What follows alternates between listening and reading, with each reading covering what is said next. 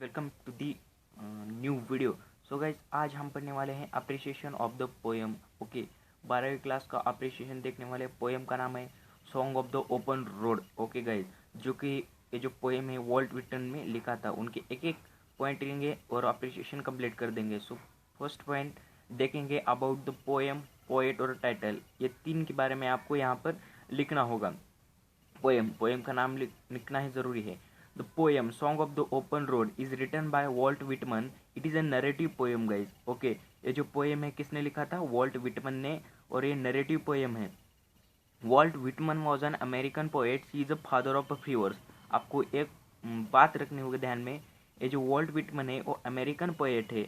आप 10th में ओ captain माई captain ये सॉन्ग भी देखा होगा आपने। ओके, वो भी वॉल्ट विटमन ने ही लिखी थी। वो भी फ्री वर्स की जो थी, फ्री वर्स ही पोएम थी वो। ये भी कैसे है? Free verse. वो जो अमेरिकन पोएट वॉल्ट विटमन भी है, उन्हें फादर ऑफ फ्री वर्स भी कहा जाता है। और third point, the title symbolises freedom, joy of free life और अपॉर्चुनिटी। ये जो हमारा टाइटल है song of the open road, ये जो क्या सिम्बोलाइज क्या कर रहा है? फ्रीडम, मतलब हमें फ्रीडम में रहना चाहिए। Okay, Joy of free life, free life कैसी रहती है? उन ये जो फ्री लाइफ है हमारी, उनके बारे में सिम्बोलाइज किया है। ये जो टाइटल है वॉल्ट विटमन में दिया था। और हमारी जो अपॉर्चुनिटी आते हैं हमारे लाइफ में, उसके बारे में सिम्बोलाइज करती है। ओके, नेक्स्ट देखेंगे theme, summary, gist of the poem और सेंट्रल आइडिया गाइज। पर देखो, theme, summary, gist of the poem, central idea, जो कि 10th में भी किया है हमने। ये 3 पॉइंट्स लिख देना है आपको। कौन कौन से? थीम लिखनी है, सेंट्रल आइडिया क्या है वो लिखना है आपको, और गिस्ट ऑफ द पोएम भी लिखना है इसमें। सो देखिए, एक एक करके देखेंगे। Okay, freedom, joy and optimism are the main theme of the poem. Okay guys, and central idea. Okay, that is okay। जो फ्रीडम है, मतलब हमें फ्रीडम में रहना चाहिए, हमें ऑप्टिमिस्टिक रहना चाहिए। ओके, निगेटिविटी भी सामने नहीं आनी चाहिए हमारे। ऐसे ये जो इसकी मेन थीम है गाइस पोएम की, मतलब जो फ्रीडम है, जो हम हमारे हैप्पीनेस रहते हैं ना, जो फ्रीडम के बाद मिलती है, और optimism are the main theme of the poem. ये ध्यान में रखना है आपको, ये एक लिखना है point. Okay, the poem encourages reader, जो भी रीड कर रहा है पोएम, रीडर्स को इनकरेज कर रहा है ये जो पोएट है, to be true to themselves. He teaches everyone to live their dreams. ये जो पोएट है वो रीडर्स को मतलब अपने साथ ट्रू रहो। ओके, फॉल्स मत रहो।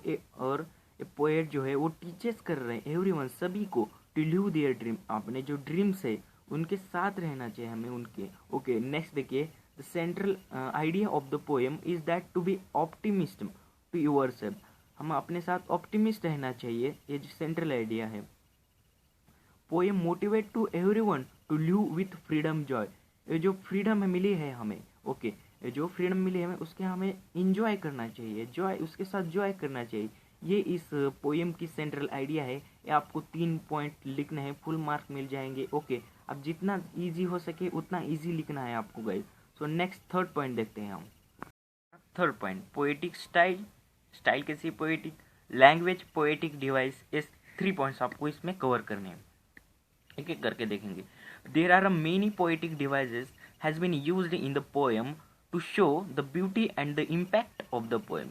इसमें जो पोएम है, वॉल्ट विटमन ने इस पोएम में बहुत सारे पोएटिक डिवाइस यूज किए हैं। ओके, किसके लिए? टू शो द ब्यूटी, मतलब जो पोएम है उसकी ब्यूटी बढ़ाने के लिए, और impact of the poem, beauty बोलेंगे उसे, जो पोएम की ब्यूटी और इम्पैक्ट ऑफ द पोएम बढ़ाने के लिए बहुत सारे पोएटिक डिवाइसेस यूज किए वॉल्ट विटमन ने। सेकंड पॉइंट देखो, the poem is written in free verse. आपको बताया था मैंने, ये जो पोएम है फ्री वर्स में लिखी है, मतलब यहाँ पर कोई रैम स्कीम नहीं रहेंगे। Okay, RAM scheme, okay, matter भी नहीं रहेंगे यहाँ पर, ये ध्यान में रखना है। ओ कैप्टन माई कैप्टन, ये कवि, जो पोएम है वॉल्ट विटमन ने लिखी है, वो भी देखा हो, फ्री वर्स में ही थी।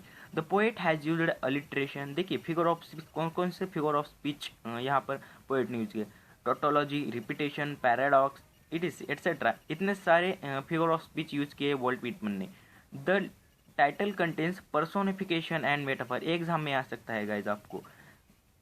ये जो टाइटल है song of the open road, एक उसमें फिगर ऑफ स्पीच है, पर्सोनिफिकेशन और मेटाफर, ये ध्यान में रखना। ये रहा है हमारे पोएटिक डिवाइसेस। यहाँ पर आपको जितना ईजी हो सके उतना ईजी कर रहा हूँ मैं भी। आपको क्या बहुत सारे पोएटिक डिवाइसेस यूज़ किए हैं ब्यूटी को बढ़ाने के लिए। ओके, और यहाँ पर फ्री वर्स में लिखा है ये पोएम, मतलब राइमिंग स्कीम नहीं होगी। आपको ये 2 पॉइंट ध्यान में रखना है। चलो नेक्स्ट पॉइंट बढ़ते हैं आगे।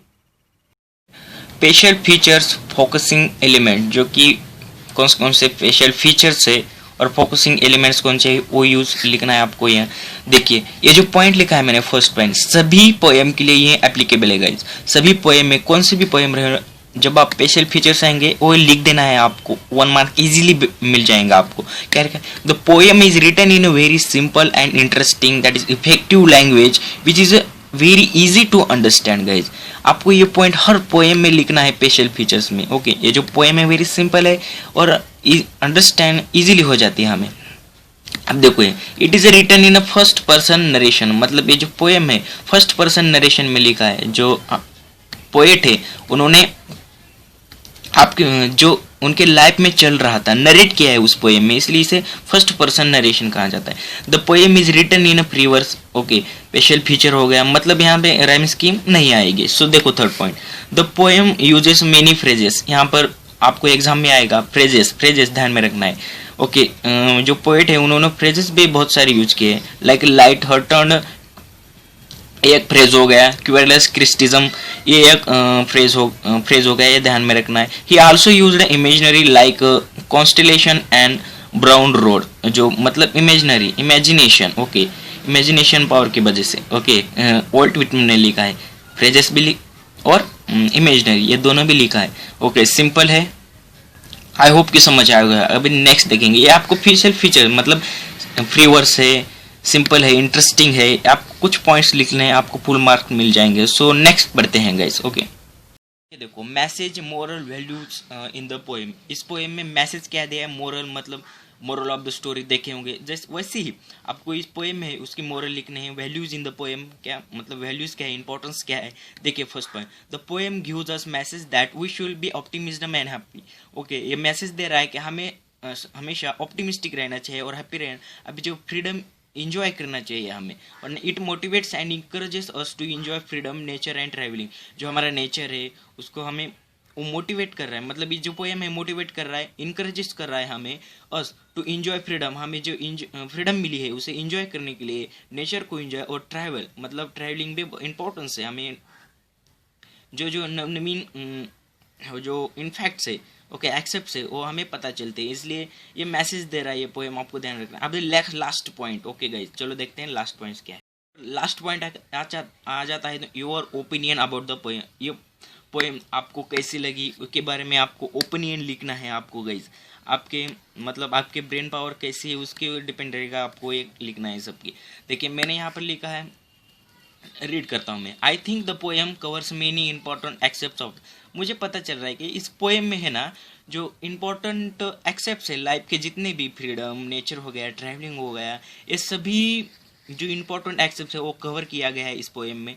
The poem is applicable to everyone's life. ये जो पोएम है सभी के लिए एप्लीकेबल है, कौन से भी इंसान में रहने दो, बुढ़ा रहने दो, कोई भी रहने दो। Okay, the poem teaches every to be optimist and hard work. ये पोएम हमें टीचर्स कर रही है, मोटिवेट कर रही है कि हमें सदी ऑप्टिमिज्म रहना चाहिए और हार्ड वर्क रहना चाहिए। सो गाइस, आपको ये जो अप्रिशिएशन मैंने लिखा है पूरा कैसा लगा वो कमेंट बॉक्स में ज़रूर लिखना, और कौन से भी क्वेश्चन हो वो आप कमेंट बॉक्स में कर सकते हैं गाइस। तो वीडियो पसंद आया तो लाइक कीजिए और शेयर सब्सक्राइब करना मत भूलना। ऐसे वीडियो लाते रहेंगे, तब तक के लिए bye friends. Okay, bye bye.